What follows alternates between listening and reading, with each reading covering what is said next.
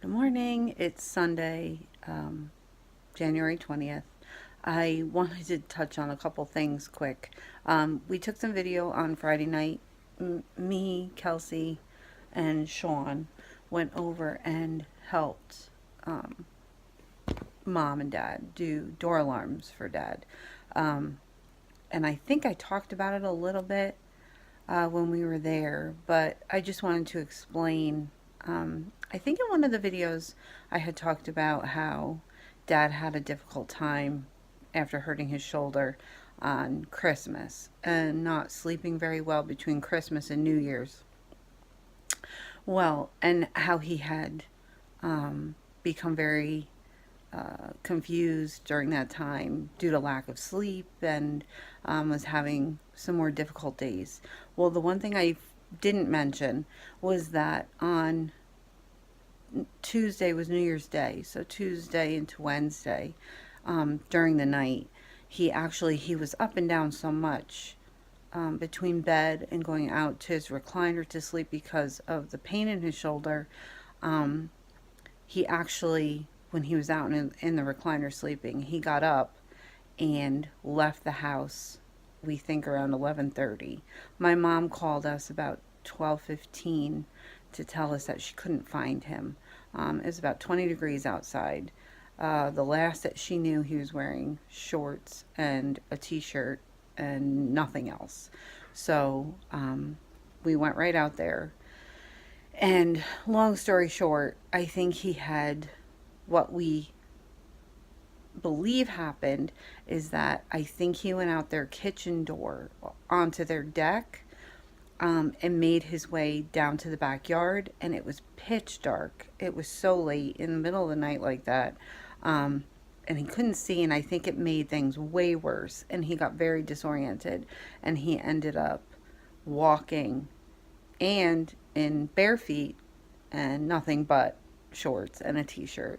Um, and thank God he actually made his way. I think what happened was is he saw the lights across the golf course parking lot.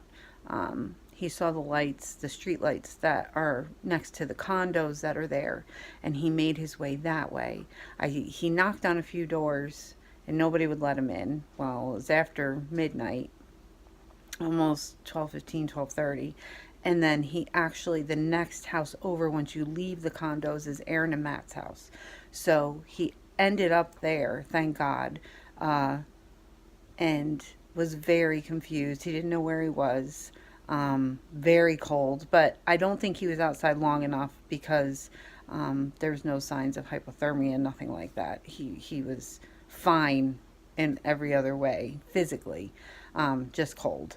And Sean checked him out and made sure, and you know Matt gave him clothes right away uh, and made him a hot cup of tea, and we warmed him up, and then we got him home and he was fine. Well, needless to say, that scared the shit out of all of us.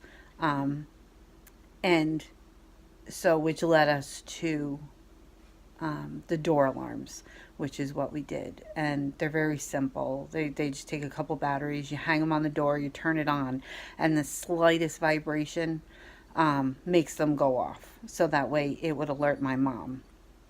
The good news in all of this, it only happened one time and it hasn't happened again. And the doctor in Albany firmly believes, after being, they checked him a couple days later before he started the trial, um, and gave him cognitive testing and everything. And the cognitive testing, he tested the very same as he did in the spring. So that was great. Um, so the doctor firmly believes that all of the confusion and everything was from lack of sleep, a full week pretty much of not sleeping his normal hours. So Kelsey will cut this video into Friday's clips that we recorded. And I think she'll slip in a couple videos from last week of when he had Dexter at the house so you can see how he does with him. He loves having him there.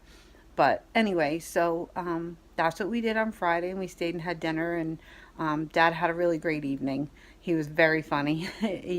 All of you that know Dad and his sense of humor, it had really come out on on Friday evening, which was really, really great to see. It made for a really nice visit with them.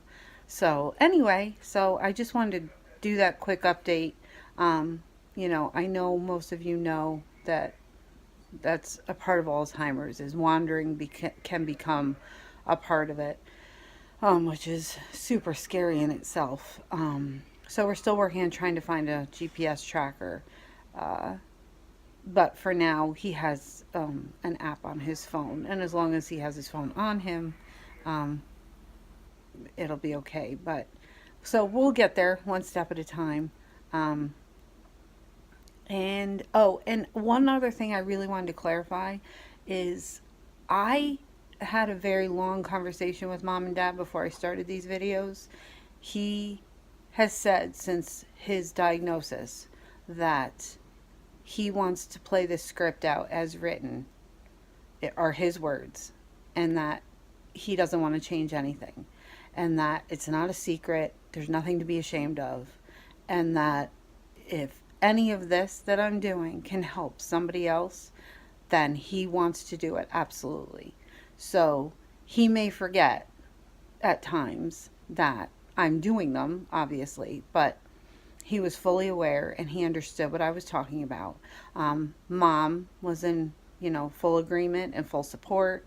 Um, so I just wanted to make that perfectly clear. I think it was clear in the very first video when we were chatting with Dad at their house, but I just really wanted to make that abundantly clear to everyone that Dad understood and he was fully aware and in full agreement of me doing this. So, yeah, I mean, you never know if this can help somebody else or another family or caregiver that is going through this with someone with Alzheimer's. They can see we tape the door alarms we bought and see how they work. Maybe they're looking for door alarms. And when we find a GPS tracker, I will get that on there too. Dad's next infusion is actually Wednesday. I had the day wrong in the last video, so he goes on Wednesday. I believe they're on Wednesdays mostly, so. And it's a much shorter visit. I think he's only there for about a half hour or an hour. But I'll keep you posted on that. So I'm going to send this to Kelsey, and she can stream all of this stuff together like she does because, like I said, I'm no good with this stuff. So I'm going to go back outside and finish shoveling after this storm. I'm getting too old for this. I'm tired of living in New York State in all these winters, but we have nothing to complain about since this is our first snowstorm.